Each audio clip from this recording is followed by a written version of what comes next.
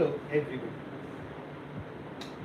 We are going to understand and learn what exactly is handwriting analysis, what exactly is graphology, what exactly you mean by something called handwriting analysis. You might have heard or you might have seen, um, read somewhere that there is something called graphology, or you can analyze somebody's writing. Have you ever wondered what exactly somebody might be seeing in the writing to tell you many things? Or is there anything, is it true? Is it true that somebody can genuinely see your writing and tell you few things? Yes, let me tell you yes. Somebody can see your writing and tell you hundreds of things, hundreds, actually thousands of things. What exactly is you are supposed to see in the writing to understand the characters? You can tell a person's complete characteristics from the writing. When the way he thinks, the way he buys things, the way he approaches things, the way he approaches life, his thought about philosophy, religion, his thoughts about his parents, grandparents, money, sex, social behavior. Does he express his emotions or does he not express his emotions? Why he expresses emotions? Why he does not express his emotions? All these things and many things can be seen from the writing, or you can decipher all these things from anybody's writing or your own writing. You can analyze, remember one thing, you can analyze your own writing also. How? How can you do that? Is it possible? Is it possible once or is it possible multiple times? Can you analyze somebody's writing once or many times? Or can you analyze any handwriting?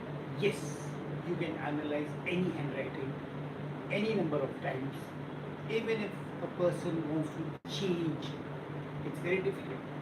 It's very difficult for a person to hide himself through if he's showing his writing to you. It's very difficult. How? How is this possible?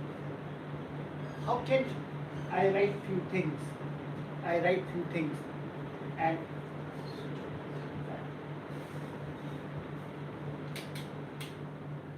can you hear me now?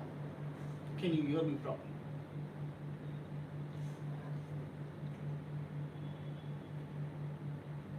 Now,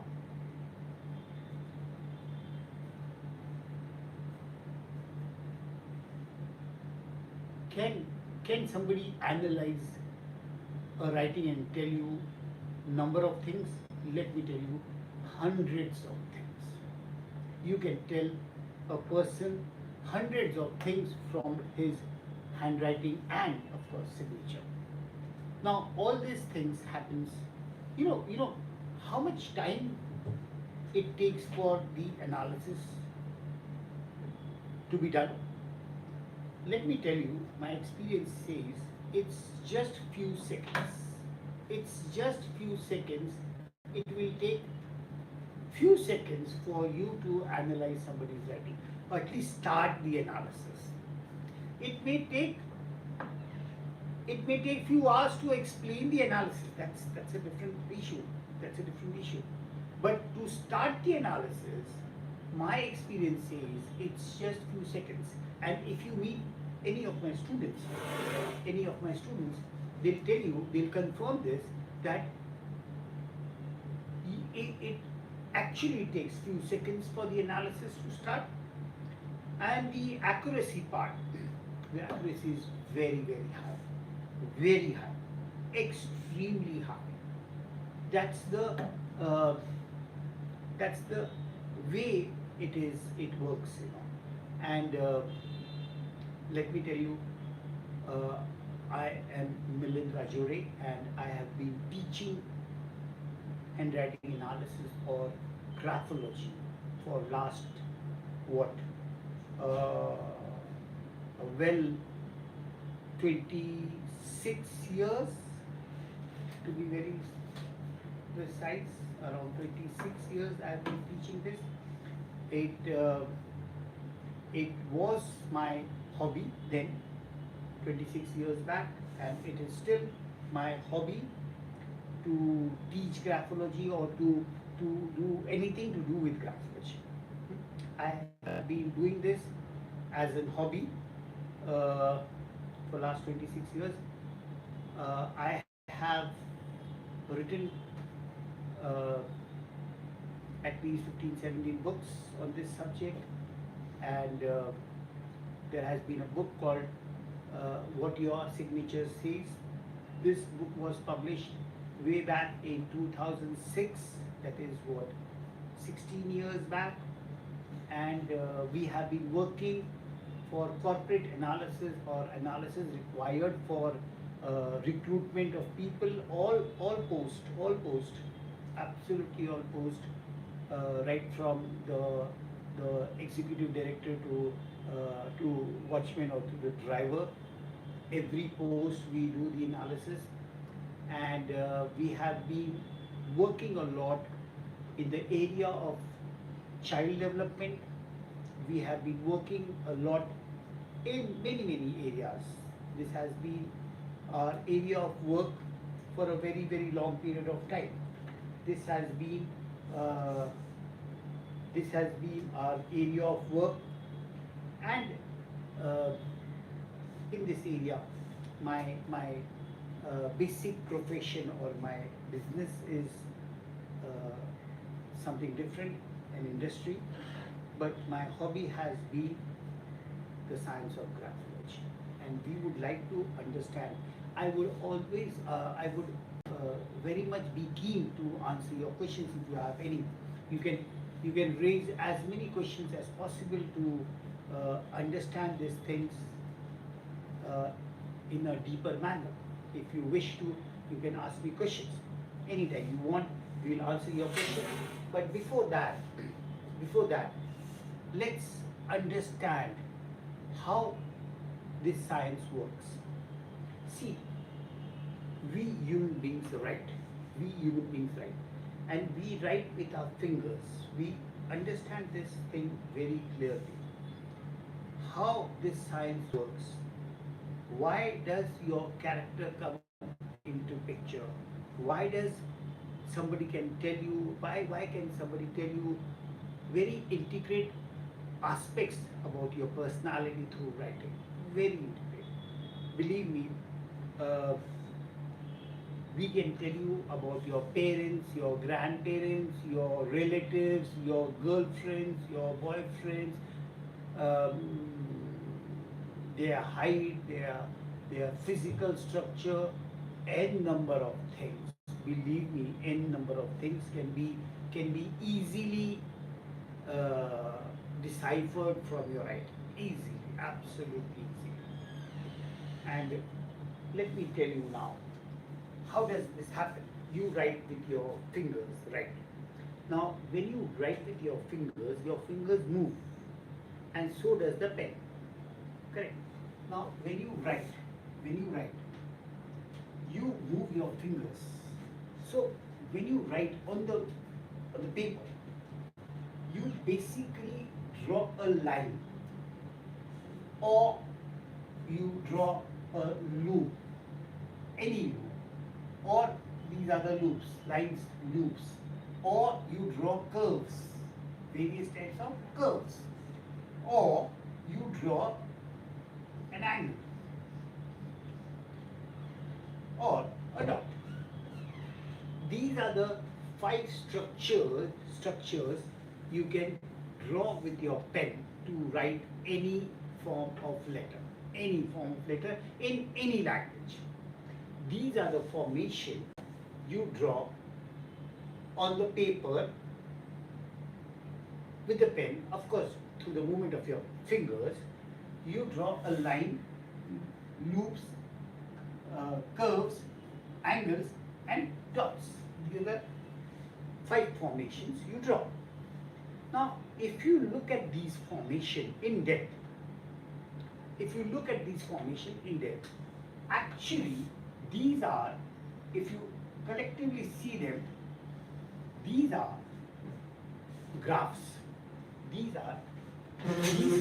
These can be called as graphs. Okay, these can be termed as graphs. Now, if you study these graphs, systematically, logically, scientifically, theoretically, then this science of graphs is supposed to be known as graphology. This science of graphs is known as the science of graphology. This is the science of graphology. Now the issue is, how does these graphs got formed? What happened for these graphs to be formed? Now these graphs are basically, if you look at these graphs in depth, you will see they are not a line. It's not a line. It's a series of dots. Okay? It's a series of dots. Everything, all these loops, lines, curves, etc., are series of dots. They are made up of small pixels or small dots. Now these dots, how are they formed?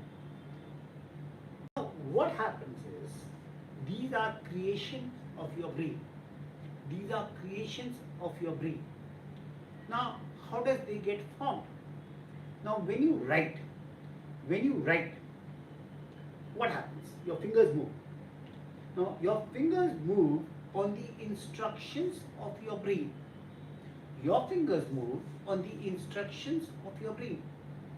Now what happens in the brain? You cannot write without thinking. Just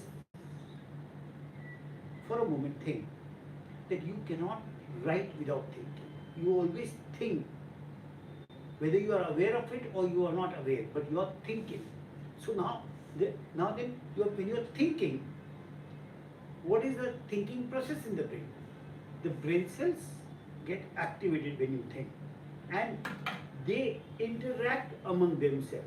Thinking processes, brain cells interacting among themselves, and they interact among themselves. When anything interacts, it gives a reaction. Now these two palms, when they are interacting, they are basically giving a reaction. This is a reaction. This is an interaction, and what is a reaction here? Clap is a reaction. When the fan blades move, the blades interact with the atmosphere, and the air is a reaction. Similarly, when the brain cells interact, this is supposed to be the symbolic brain. This is a symbolic brain, and your brain approximately has 18 billion cells. Your brain has got 18 billion cells. The moment you think, the brain cells become active and they interact. They become active and they interact. The reaction of this interaction is a impulse. An impulse is released, and the fingers release that impulse on the paper, through the pen, and it creates only a series of dots. It just creates one dot, and because you are thinking consistently, continuously, it releases continuous impulses, and those impulses create dots. That is a scientific process. It creates dots. and the way it creates thoughts. The way it creates thought. The brain is being represented on the paper. The way your fingers create dots, it is representing the brain. Remember this, your brain is being represented through the fingers, and the fingers are creating dots, a series of dots. Whether these dots are straight, whether these dots are crooked, whether these dots create a lot of loops, whether these dots create a lot of angles, what is the shape of the angle, what is the size of the angle, all these are representing your brain. All these things are representing your brain. And from that brain, we come to know the characteristics of that person. We are in position to understand the characteristics of the person through the dots and subsequently the line, loops, curves, angles, dots. No, those things represent the brain of that human being. Now that is going to tell the characteristics of the person. Now that is going to tell the characteristics. Now this is the aspect where we understand human thinking process. Now human thinking process is represented in the handwriting through the finger. Now just to give you one example, let me tell you a few things. Now if the dots, if you are drawing a line is basically, what is a line? Line is a series of dots. Line is a series of dots. Now just to give an example, now if the line you draw, and if the lines is straight, is reasonably straight, if the line is reasonably straight, or if it is not straight, it is wavy, the series of dots which are being drawn are not straight, the brain does not have the consistency to keep the series of dots in line. Now why somebody's line is not being consistent? Why it's not coming straight? The reason for the line for not being straight, you know what it is? It is this person's health. If somebody's health is not good, then it's very, very difficult for the person to draw straight lines. If the person's health is not good, if his kidney, liver, or the brain is not functioning 100%, or it's not functioning to some extent, or you are not getting oxygenated blood in your brain, it gives a sign in the handwriting, and you are drawing crooked lines. You are not drawing straight lines. You can see this when a person does not have a control over his brain. If a person is not having control over his brain, he cannot draw straight lines. Or when you take a case of an intoxicated person who has drunk alcohol, then if you make him write that time, the brain is not coordinating properly with the fingers, and he will not be able to write or draw straight lines, because there is some temporary health issue. Temporary, there is no coordination. Temporary, the liver or kidney has some pressure over there. That's why the control over his fingers has reduced. Okay, in the case of intoxication, it's temporary. But if this thing continues, then you will find that this person continuously writes crooked line. Then he will have he will surely have health issues.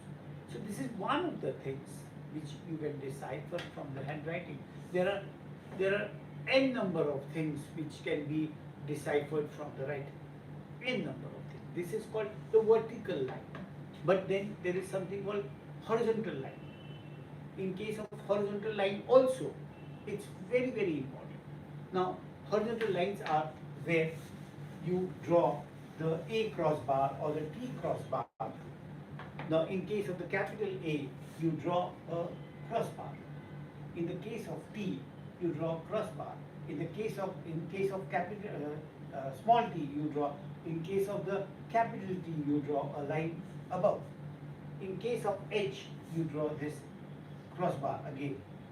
In case of E, you draw crossbars. Now these crossbars are extremely important. These are taught in the school.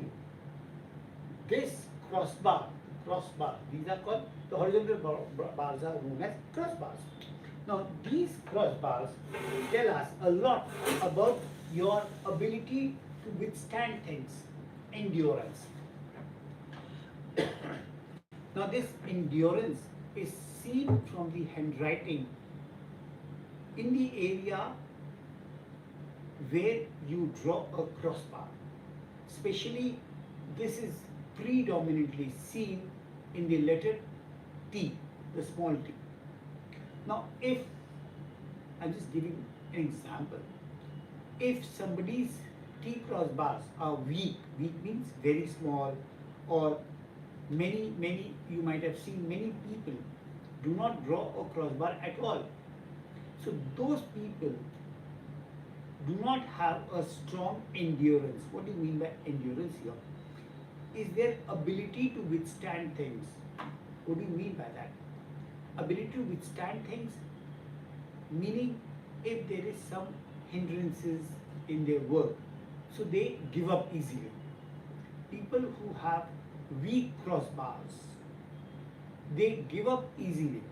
People who have got strong crossbars do not give up easily. What do you mean by strong or weak?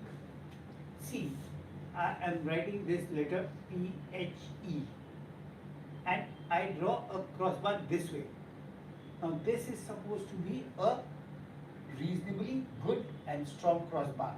And if I write the same letter and if I draw this, now this crossbar is supposed to be a weak crossbar. You might have seen many people just putting a dot there, just a dot there. These are weak crossbars. Those are weak crossbars. These people lose interest, they lose interest in something very easily. They give up easily. Now that crossbar is an aspect of endurance. Your ability to withstand things for a longer period of time and not give up easily. This is called the crossbar. Now these type of things and many more things. Now how does graphology really work? In this way. These are the things which we have to see in detail.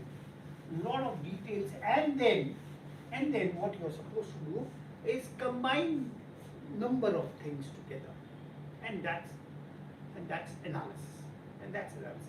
One more thing which I would like to share with you is how different aspects of human being is seen from handwriting. Now, handwriting is nothing different than human life. Human life is represented in your handwriting. Remember this. You are simply represented in the handwriting. Nothing outside, nothing from outside is represented. You are represented in your handwriting. I'll tell you how. See, it's just you. What do you mean by this? This is you. This is you or me or anybody else. This is that human being. This is that human being. Okay? This is that human being. Can you see that talking? Are you in position to see that? Okay. Now this is the human being. Now what do you mean by this human being? This human being is divided into three major aspects for the subject of graphology or in life also. Okay. Now this part, the upper part, this is known as the upper part of the human. Okay. This is known as the upper part of the human being, and this somewhere is known as the lower part of the human being. Okay. And naturally, this will be known as the central part or the middle part. Okay. So we are considering this as the upper part, this as the central part, and middle part or the lower part. These are the different aspects of a human being. The upper part of the human being is used for, now just normally you consider the upper part is used for thinking, vision, ideas. All these are upper parts. The idea, philosophy, religion. This is upper part. This is upper part. Idea, philosophy, religion, vision, dreams. This is idea, vision, dreams.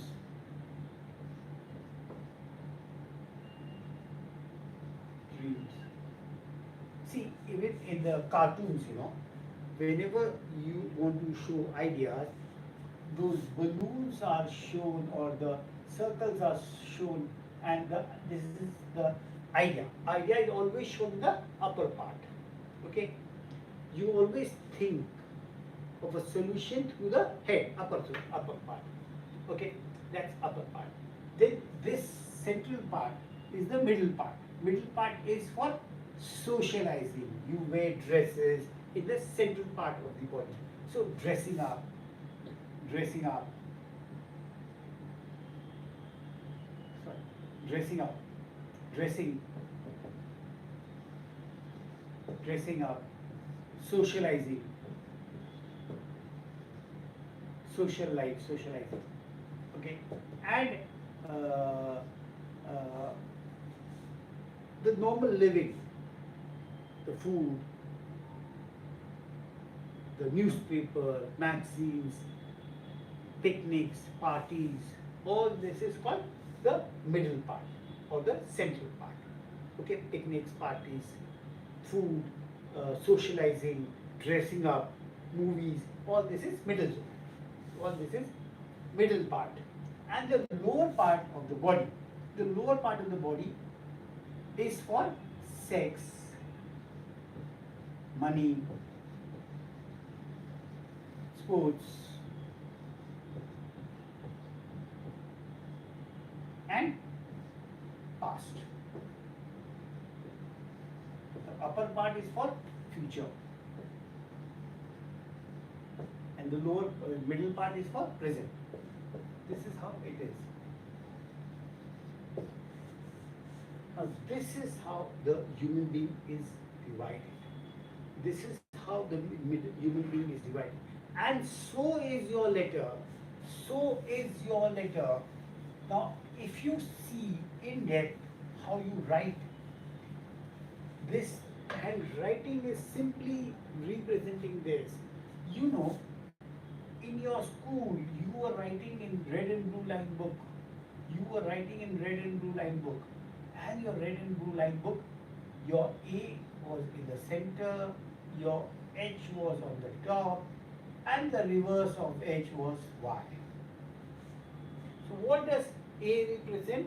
The middle zone, dressing up, food, picnics, parties, going out, all those middle letters, A, E, I, O, U, S, M, N, O, W, all these are middle letters, middle zone.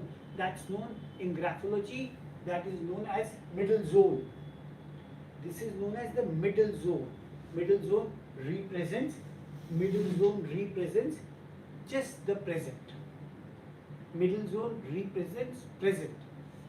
The upper part tells you intelligence, ideas, philosophy, religion, dreams. That's the upper zone. That's the upper zone.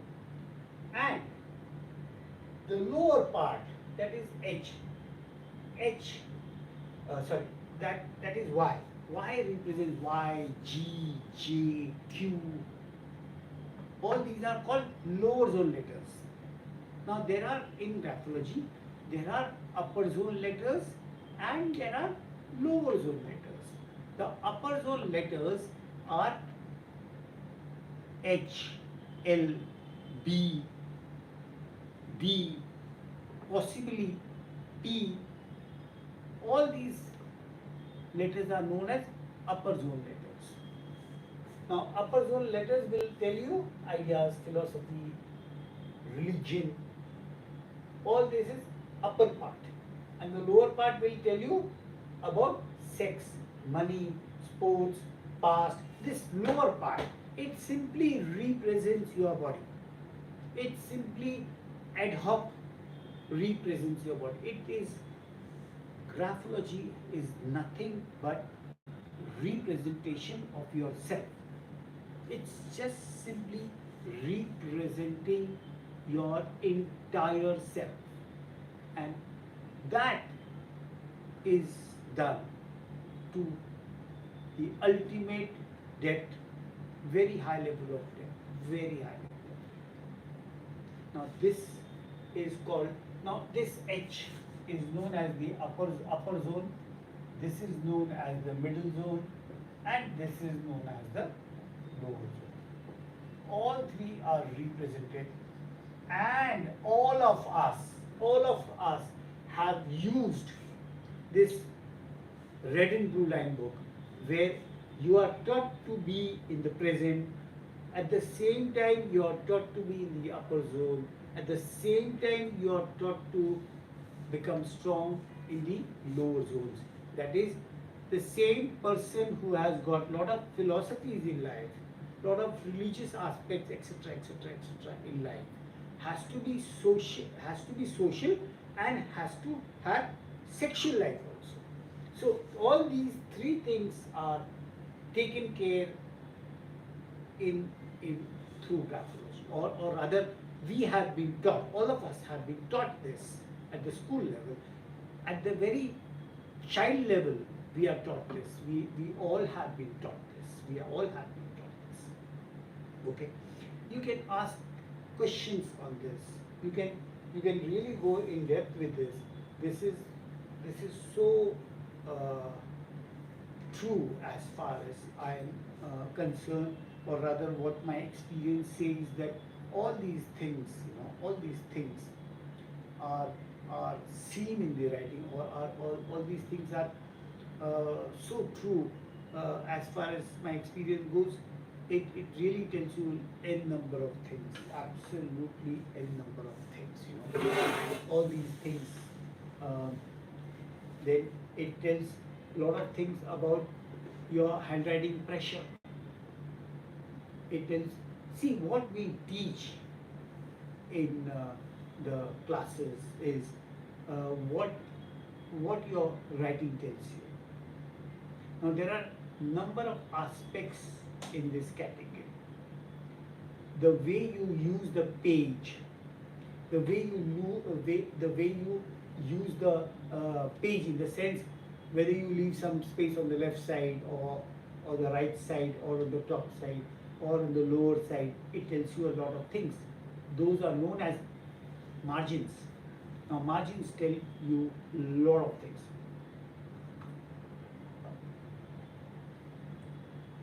On a blank paper, if you leave a big space on the left side, or a big space on the right side, or a big space on the upper side, lower side, or no space at all, if you don't leave any space on any side, it tells you a lot of things on this.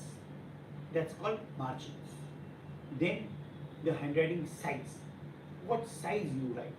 There are people, you might have seen a lot of people writing very, very small. There are people who write very small. So what does that tell you? What does small writing tell you? Or some people really write very large, very large. I have seen people writing extremely large letters. Hmm? So what does that tell you? Or some people start small, end up big, or they start big, end up small. What does that mean? Why some people change your handwriting size a lot? That tells you a lot of things. Then this is size. Then some people, they start from this point, they start from a lower point, and they go up.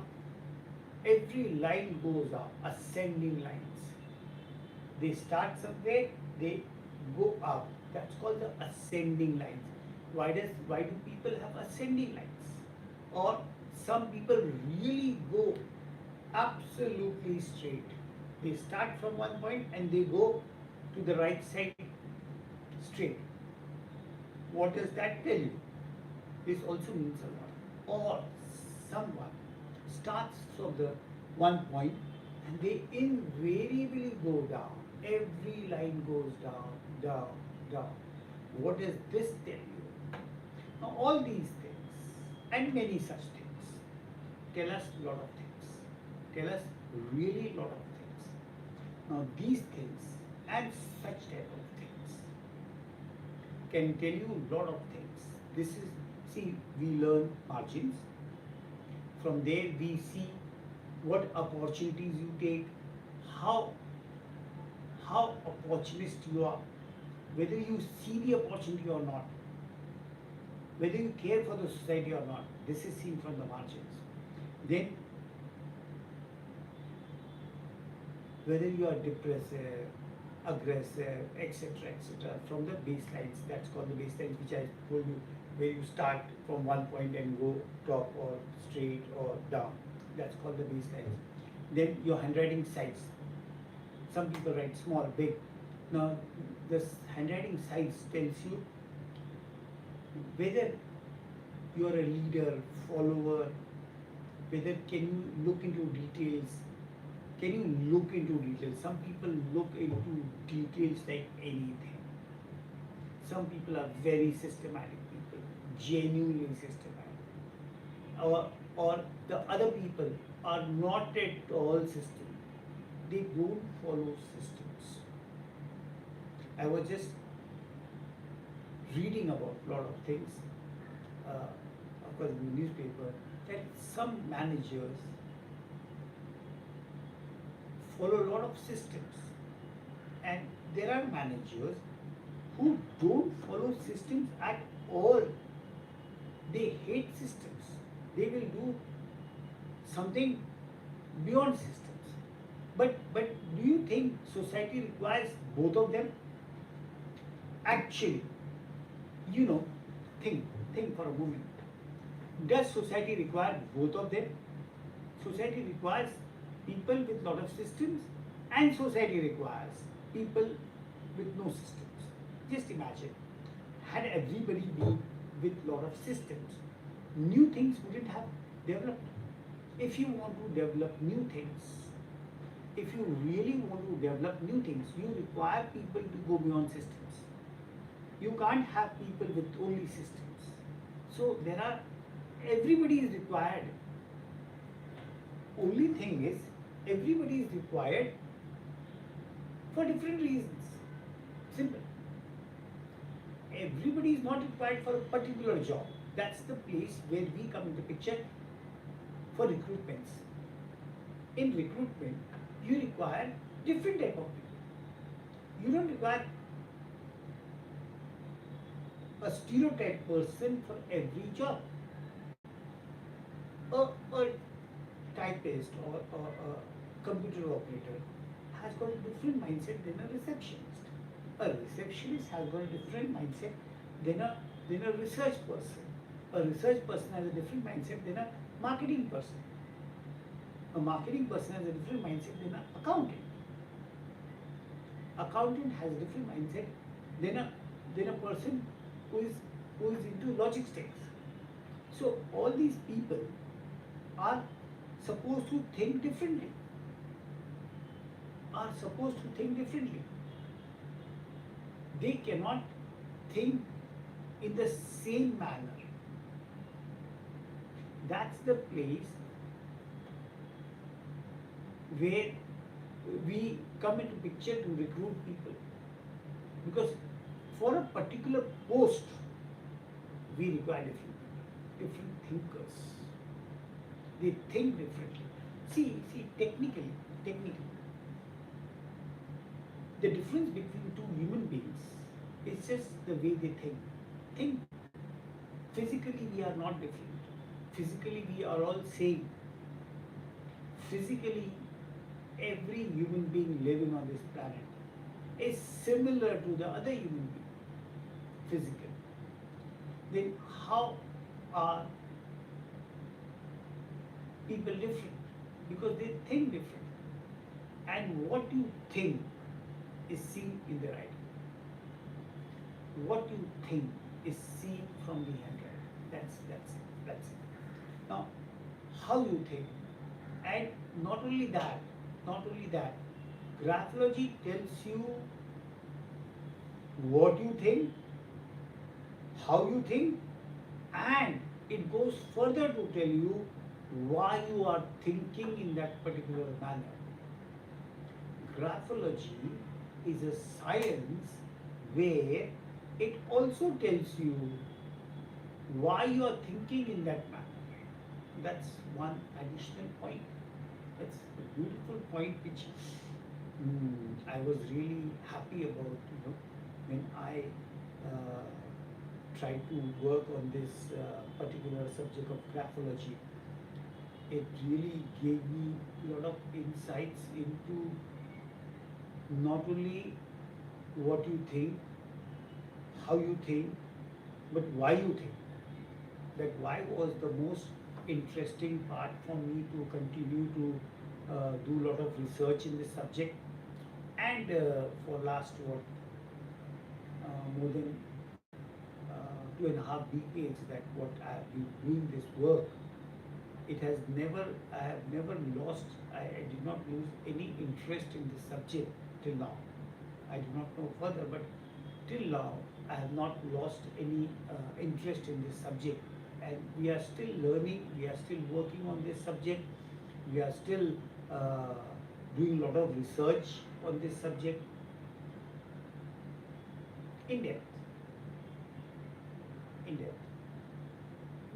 So there are people who are systematic, there are people, all these things can be seen in the handwriting within seconds, within minutes, within very short period of time. I still want you to ask questions if you have any,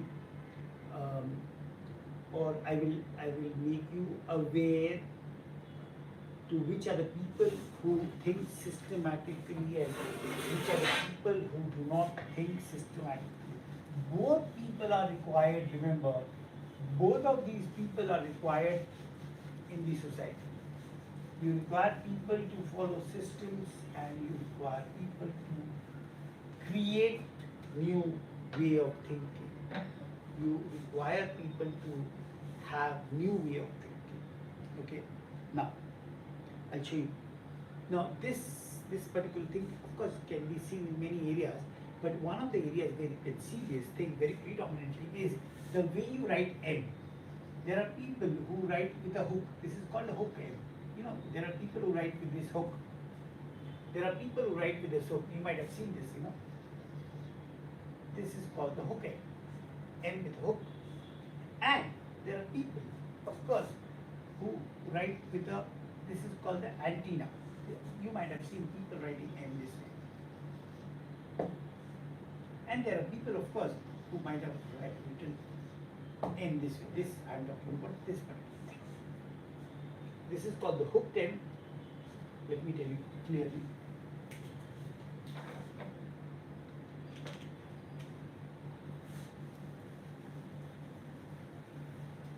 This is the hooked M, this one. is called the hook, and this we call as antenna end. Okay, this is known as the antenna end. People with hooked end, people with hooked end would like to follow systems. They are hooked to system. They are hooked to system. They are hooked to systems. They are hooked to systems. And these people are not hooked to systems. They will go beyond systems. These people are beyond. These people are beyond systems. They are aware. They are aware of systems. They are aware of things. But still, in spite of they being aware of system, they will not follow the systems. They will simply not follow the systems. They will simply not follow the systems. Remember this.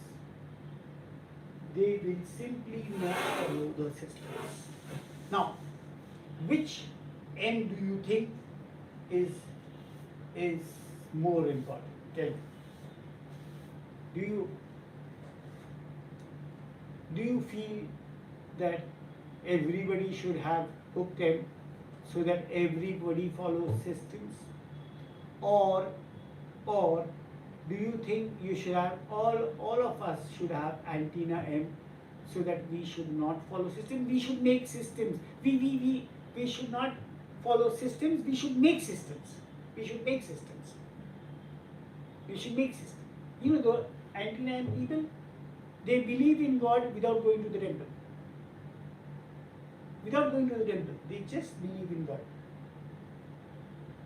They don't require a image to have faith. They can have faith without the image. Now tell me, I actually want to have your comments. Actually, I want to have comments from you. That what do you think we should have? Systems, or without systems also things will work? Now, my opinion over a period of time is, both are required. There are posts in company, in corporate world, in teaching world, in operations of company, medical field, where you require people to follow systems. At the same time, there are places, development, research, where you require people not to follow systems. If you follow systems, what will happen? You cannot develop, you cannot have new things coming up. You cannot have new systems coming up. If you want to really develop things, you have got to go beyond systems. So this is one part. This is one part of graphology, a very small part. A very small part.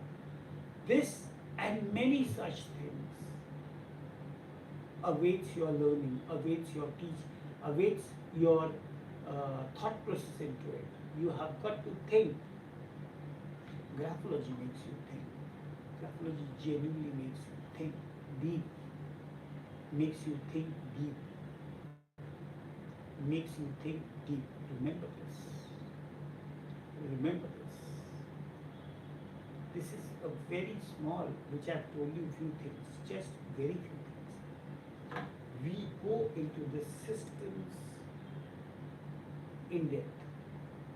One more thing which I would like to make you aware is, many times, or hundreds of times, you and I have thought that this person is jealous. I should not talk to the people who are jealous. Don't you have a general thought that you should not talk to people who are jealous? Yes, we all have been trained, we have all been brought up with the mindset that if a person is jealous, you should not talk to him, you should not interact with him, or he is a very bad person? Yes, he is. Yes. Before learning graphology, I also thought the same way. Now, this person who is jealous can be seen from his writing in this way. If you have this T, which is wavy, this wave is showing jealousy. This wave F, I, 7, whatever letter, this wave, this part is showing that you are jealous. Okay, this is showing jealousy.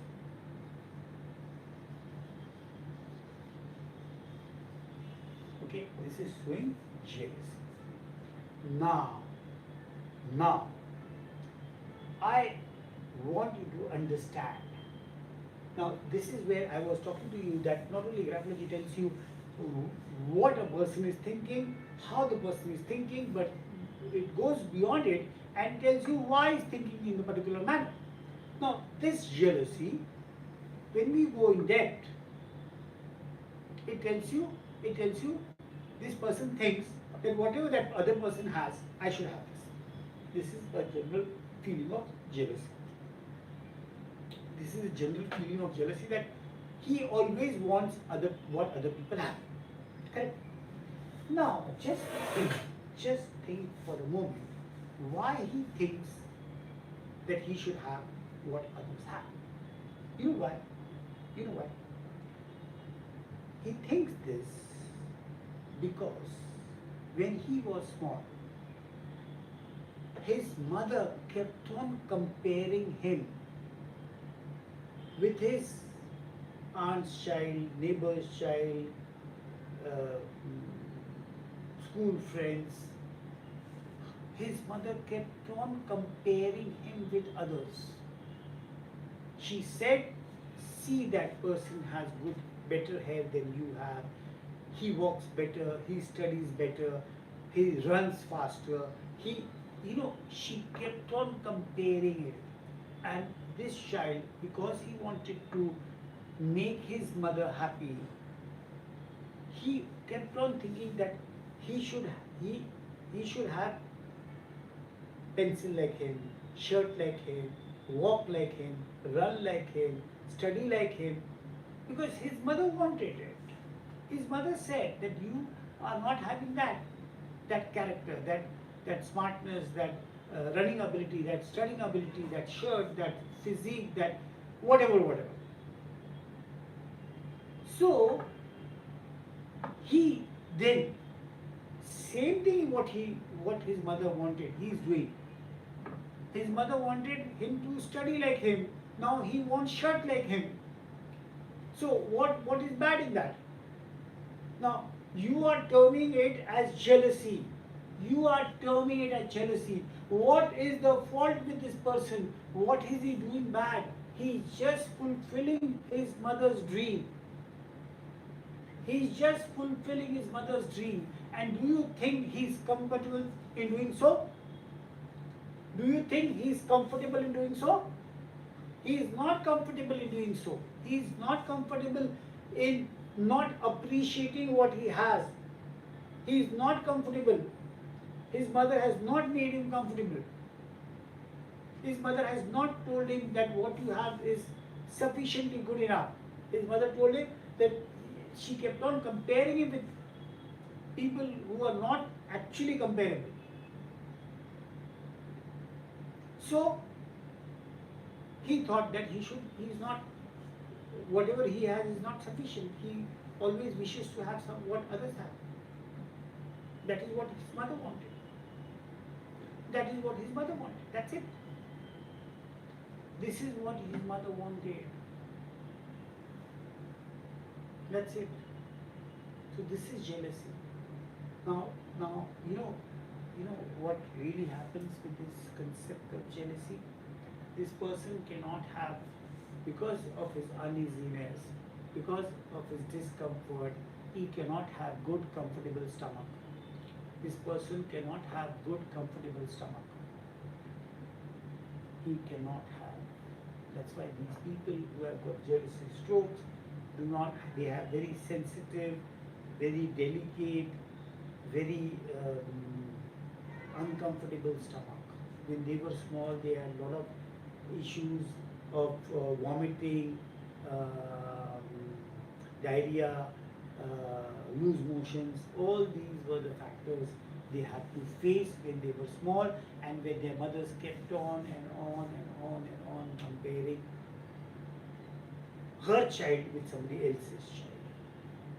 So when you learn graphology, you do not uh, you reduce your hatred towards these people who have got jealousy.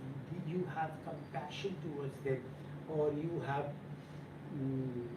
you have a feeling of sympathy towards them. You know, many people ask me whether if they learn graphology, they will spoil relationship with people, and I keep on explaining them that they will not spoil relationship with people. They will, on the contrary, improve their relationship with people. This is my experience.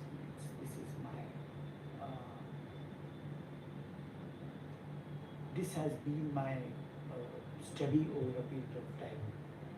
I have been teaching this for last 26 years, 26 long years, and I have got more than 30,000 students all around the globe. So this has been my experience over a period of time. Okay. Any questions if you have? Then otherwise, uh, mm,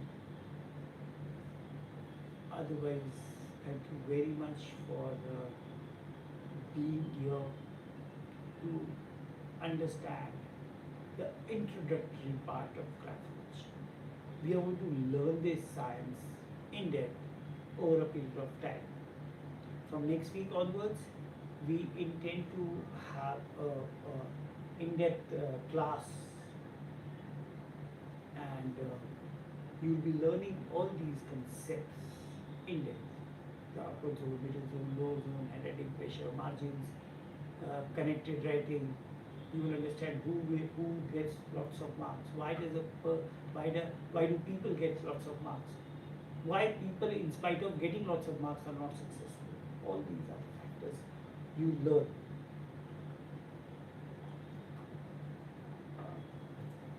Okay.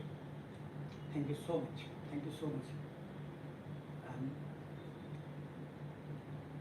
I'm very happy that I could share few things with you which I have gathered over a period of time. Thank you so much. Thanks a lot.